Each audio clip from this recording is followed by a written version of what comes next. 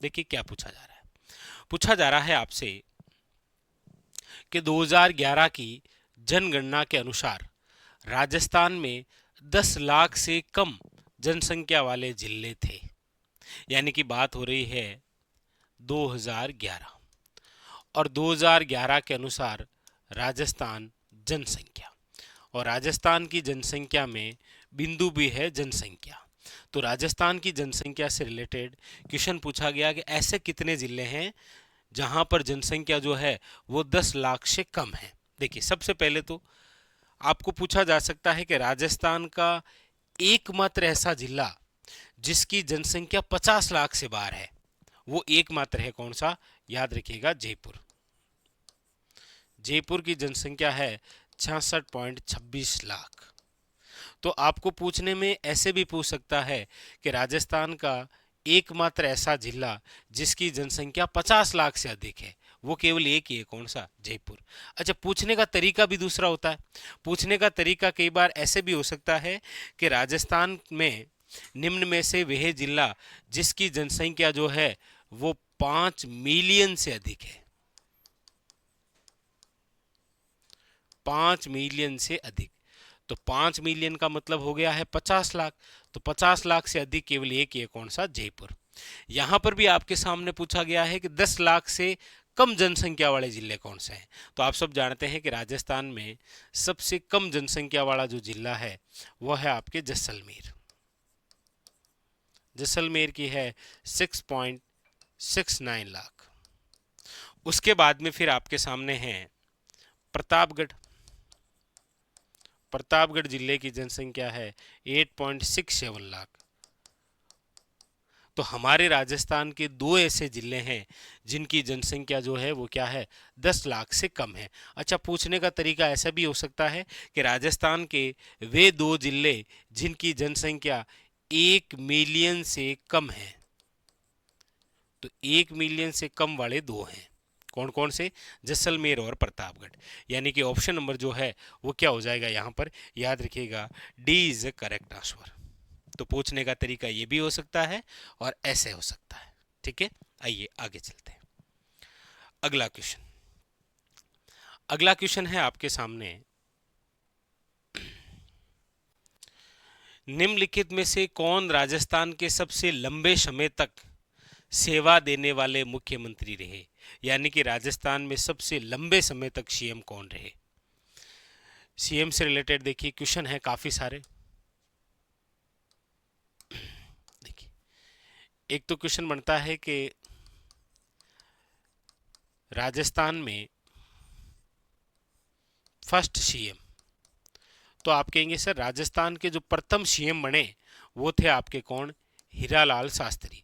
लेकिन ये जो प्रथम सीएम बने थे हीरालाल शास्त्री, याद रखिएगा ये मनोनीत से, मन से चुने गए थे। इसीलिए आपको पूछता है कि राजस्थान के फर्स्ट सीएम बट कौन से? निर्वाचित कौन? तो याद रखिएगा वो है आपके टिक्काराम पालीवाल। टिक्काराम पालीवाल।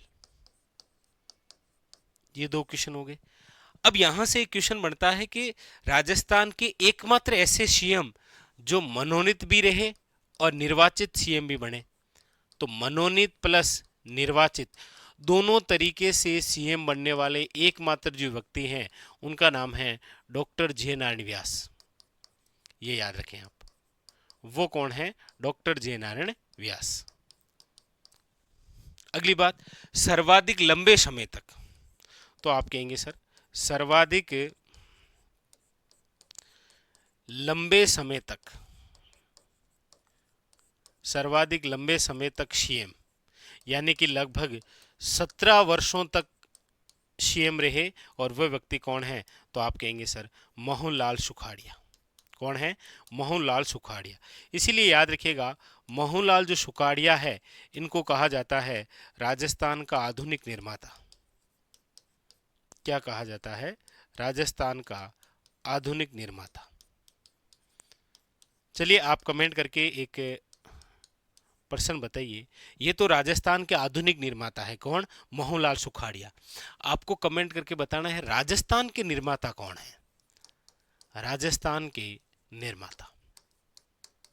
तो यहां पर आपसे पूछा गया था कि सर्वाधिक लंबे समय तक सेवा देने वाले सीएम कौन थे। याद रखिएगा मोहनलाल सुखाड़िया।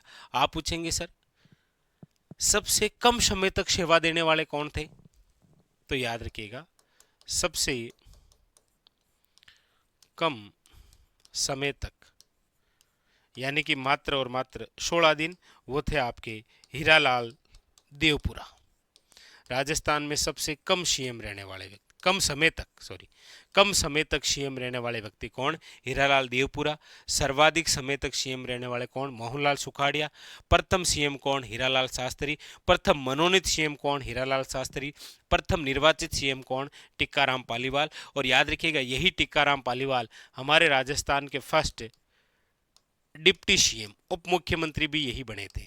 कौन, टिक्काराम पालीवाल, याद रखिएगा। और हमारे राजस्थान के एकमात्र ऐसे सीएम जो भारत के उपराष्ट्रपति भी बने, भैरू सिंह शेखावत, जिनको बाबूशाह के नाम से जानते हैं, याद रखेंगे। ठीक है, तो यहां पर जो पूछा गया ऑप्शन नंबर क्या हो जाएगा, D is the correct answer.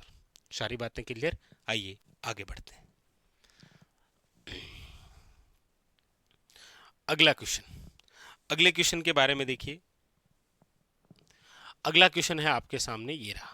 क्या पूछा जा रहा है देखिएगा।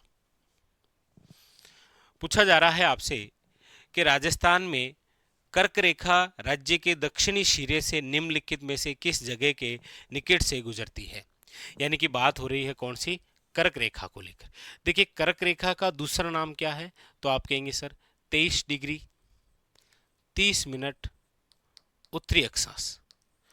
और ये जो अक्षांश है 23 डिग्री 30 मिनट उत्तरी अक्षांश, ये हमारे राजस्थान के जिस भाग से गुजरता है वो भाग ये रहा, यानी कि यहां से, ये यहां से गुजरती है कौन सी, कर्क रेखा।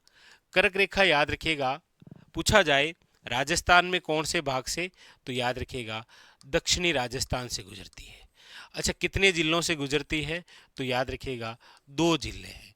2 जिले कौन कौन से हैं, तो याद रखिएगा एक तो बांसवाड़ा है और एक आपके कौन सा है, डूंगरपुर है। एक बांसवाड़ा है और एक कौन सा है, डूंगरपुर है, याद रखिएगा। वेरी वेरी इंपॉर्टेंट क्वेश्चन आए। कर्क रेखा को 2 बार, कर्क रेखा को 2 बार पार करने वाली नदी, पार करने वाली नदी कौन सी है, तो याद रखिएगा माही। कौन सी नदी है, तो याद रखिएगा माही नदी। ठीक है, चलिए तो यहां पर जो पूछा गया था कौन सा ऑप्शन हो जाएगा, ऑप्शन नंबर हो जाएगा D is correct answer, Banswara. ठीक है, और बांसवाड़ा के भी याद रखिएगा, बांसवाड़ा के मध्य भाग से पूछा जाए निम्न में से वह अक्षांश जो बांसवाड़ा का विभाजन करता है, याद रखिएगा इंपॉर्टेंट, कर्क रेखा। और डूंगरपुर के तो दक्षिणी भाग से गुजरती है, चिखली गांव है वहां से। ठीक है, ऑप्शन नंबर डी। अगला, अगला है आपके सामने, लीजिए।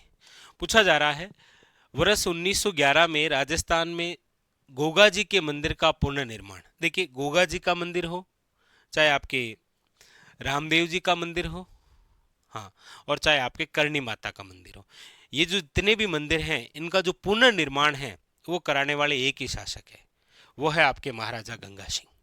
ठीक है, याद रखिएगा। यहां पर बात हो रही है किसको लेकर, गोगा जी के मंदिर। सबसे पहले तो देखिए गोगा जी के जो मंदिर हैं, गोगा जी के मंदिर कहलाते हैं मेड़ी। क्या कहलाते हैं, मेड़ी। इसीलिए आपको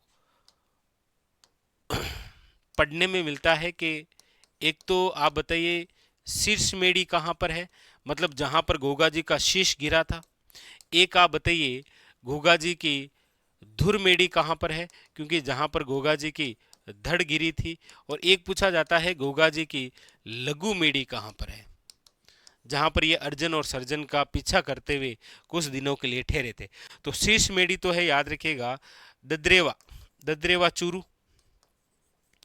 धुर मेड़ी जो है वो है आपके गोगा मेड़ी, याद रखिएगा हनुमानगढ़,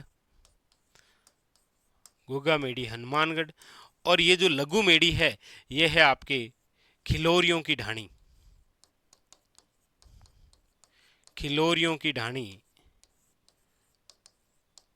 सांचौर जालोर याद रखिएगा। ठीक है, वेरी वेरी इंपॉर्टेंट, याद रखिएगा। गोगा जी किनके समकालीन थे? तो याद रखिएगा गजनवी के। गजनवी ने ही गोगा जी को जहार पीर की संज्ञा दी थी। पूछा गया कि ये जो मंदिर है, ये इसका पुनर्निर्माण किसने करवाया था? महाराजा गंगा सिंह ने, याद रखिएगा। बाकी इस मंदिर का जो निर्माण है वो तो करवाया था फिरोज शाह तुगलक ने, याद रखिएगा, फिरोज शाह तुगलक। इसीलिए तो यहां पर एक नाम अंकित है, कौन सा? बिस्मिल्लाह। कौन सा नाम अंकित है? बिस्मिल्लाह नाम अंकित है, याद रखिएगा। अल्लाह नाम तो आपके चित्तौड़गढ़ के अंदर जो बना हुआ है ना विजय स्तंभ, वहां पर अंकित है, तो यहां पर बिस्मिल्लाह अंकित है। तो यहां पर जो पूछा गया ऑप्शन नंबर क्या हो जाएगा? ए। अगला अगला है आपके सामने, लीजिए। पूछा जा रहा है कि वाद्य यंत्र है खड़ताल। खड़ताल सामान्यतः निम्नलिखित में से किस सामग्री से बना हुआ है? देखिए, खड़ताल नामक जो वाद्य यंत्र है, सबसे पहले तो ये किस प्रकार का वाद्य यंत्र है? कमेंट करिएगा, किस प्रकार का वाद्य यंत्र है। दूसरा, इसके जादूगर कौन है? तो याद रखिएगा, नाम मिलता है सदिक खां मांगणियार। सदिक खां मांगणियार। और ये कैसे बनता है? तो आप कहेंगे सर चौकोर लकड़ी होती है, पता ही है आपको। तो यहां पर ऑप्शन नंबर क्या हो जाएगा? Option number C is correct answer. ठीक है, लीजिए आगे अगला क्वेश्चन। अगला क्वेश्चन है आपके सामने, लीजिए ये रहा। पूछा गया आपके सामने कि राजस्थान के निम्नलिखित स्थानों में से कहां जल शक्ति मंत्रालय द्वारा वाटर विजन 2047 विषयक दूसरा अखिल भारतीय राज्य मंत्री सम्मेलन आयोजित किया गया था? ये कहां पर आयोजित किया गया था? तो याद रखिएगा उदयपुर। उदयपुर जिसे आप कहते हैं राजस्थान के अंदर व्हाइट सिटी, सफेद शहर, याद रखिएगा, जिसे आप कहते हैं जिलों की नगरी। और ये हमारे राजस्थान का वह शहर है जिसे रामसर शहर का दर्जा दिया गया। कौन सा? याद रखिएगा उदयपुर। ठीक है, ऑप्शन नंबर सी। आगे अगला क्वेश्चन देखिए क्या है। हाँ, लीजिए अगला क्वेश्चन आ गया है आपके सामने, ये रहा। पूछा जा रहा है निम्नलिखित में से किस स्थान पर स्वामी केशवानंद का जन्म राजस्थान में हुआ है? देखिए, स्वामी केशवानंद जिसे राजस्थान के अंदर शिक्षा संत की उपाधि है, जिन्हें शिक्षा संत कहा गया है, वह है स्वामी केशवानंद, जिनकी जन्मस्थली जो है वो है आपके, याद रखिएगा, मंगलूणा गांव, जो कि आता है आपके सीकर में। इन्हीं के प्रयासों से मरुस्थल जैसे क्षेत्र में सैकड़ों स्कूलें खोली गई थी। शिक्षा संत के नाम से प्रसिद्ध है कौन? स्वामी केशवानंद जी। मंगलूणा गांव है, याद रखिएगा। ऑप्शन नंबर क्या है? डी। अगला है आपके सामने कि पंडित जवाहरलाल नेहरू द्वारा राजस्थान के संयुक्त राज्य का उद्घाटन कब किया गया? यानी पंडित जवाहरलाल नेहरू द्वारा कौन सा? संयुक्त राजस्थान संघ का मतलब आप समझ ही गए हैं, ये तीसरा चरण है। कौन सा? तीसरा चरण। और तीसरे चरण के अंदर जो रियासत जोड़ी गई थी वो कौन सी थी? उदयपुर। तो पंडित जवाहरलाल नेहरू द्वारा राजस्थान के संयुक्त राज्य का उद्घाटन कब किया गया था? तो आप कहेंगे सर वह है आपके 18 अप्रैल 1948। ऑप्शन नंबर जो है वो क्या हो जाएगा? डी। आगे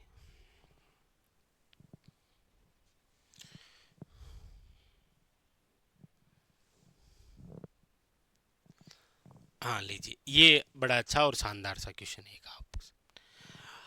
क्वेश्चन पूछा गया आपके सामने कि शिरोई में दिलवाड़ा जो जैन मंदिर है वो किस पत्थर से तराशे गए हैं? देखिए, काफी सारे क्वेश्चन बनते हैं, यहां से आप ध्यान दें। पहला क्वेश्चन तो बनता है कि ये जो दिलवाड़ा जैन मंदिर है ये निम्न में से कहां पर है? तो आप कहेंगे सर ये है आपके माउंट आबू में, ये लो। ठीक है,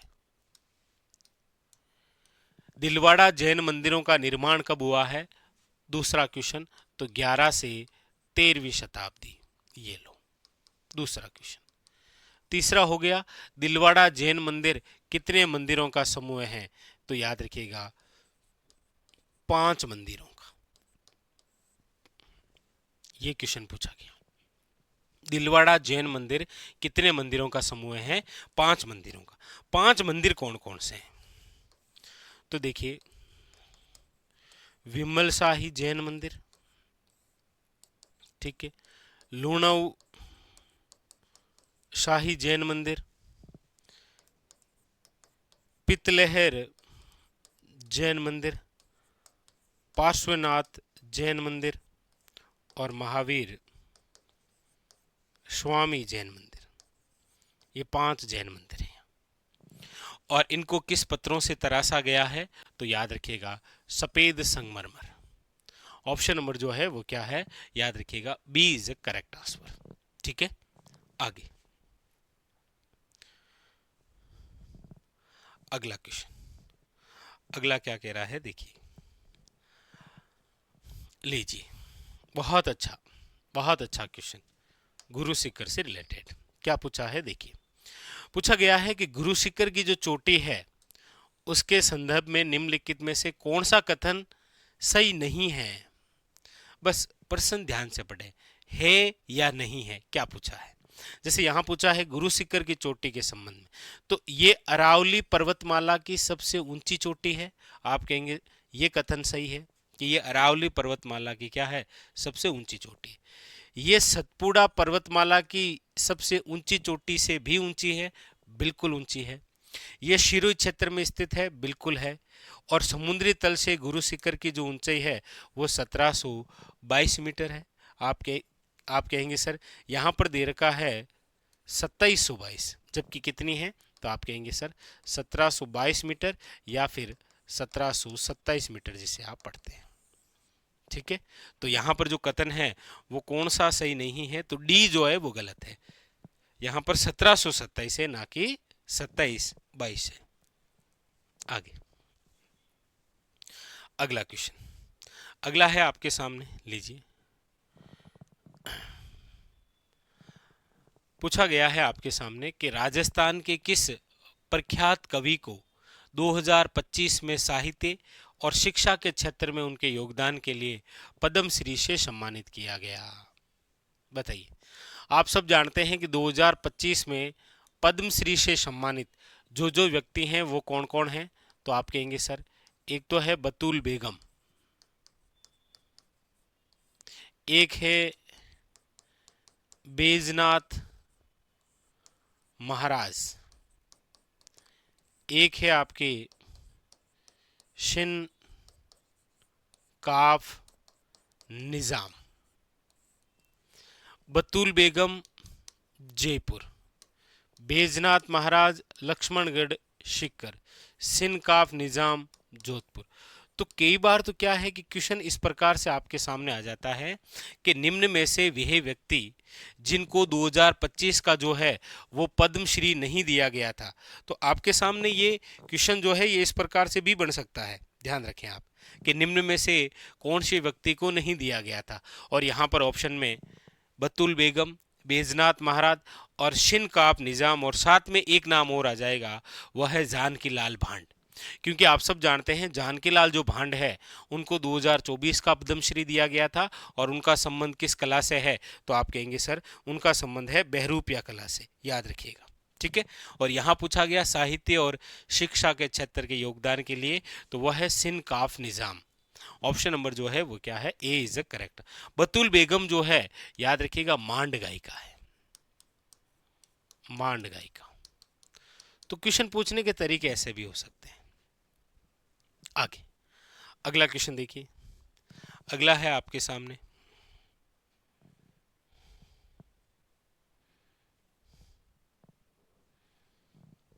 अच्छा ये रहा, ठीक है। लीजिए अगला क्वेश्चन है आपके सामने, निम्नलिखित में से कौन से राजस्थान के हाड़ौती पठार, यानी कि कौन से स्थान जो हैं वो आपके राजस्थान के हाड़ौती पठार क्षेत्र में आते हैं? आप कहेंगे सर ये राजस्थान का मैप रहा, और इस राजस्थान के मैप में ये जो एरिया है वो हाड़ौती है, यानी कौन सा, दक्षिण पूर्वी भाग। और दक्षिण पूर्वी भाग में कौन कौन से, तो कोटा संभाग है, कोटा, बूंदी, बारा, झालावाड़। यानी ऑप्शन नंबर जो है वो क्या हो जाएगा, आपके सामने देख लो, हाँ यही है, ये लीजिए, ऑप्शन नंबर जो है वो क्या हो जाएगा, ए इज द करेक्ट आंसर। अगला अगला है आपके सामने कि ग्रेट इंडियन जो ब्रस्टर्ड है परियोजना को राजस्थान के निम्नलिखित में से किस संरक्षित क्षेत्र में सबसे पहले शुरू किया गया। देखिए ग्रेट इंडियन ब्रस्टर्ड, सबसे पहले तो ग्रेट इंडियन ब्रस्टर्ड याद रखिएगा किसे कहा गया है, तो याद रखिएगा घोड़ावण को। घोड़ावण हम सब जानते हैं हमारे राजस्थान का राज्य पक्षी है, और ये जो राज्य पक्षी है ये संकटापन में है, लुप्त होने की कगार पर।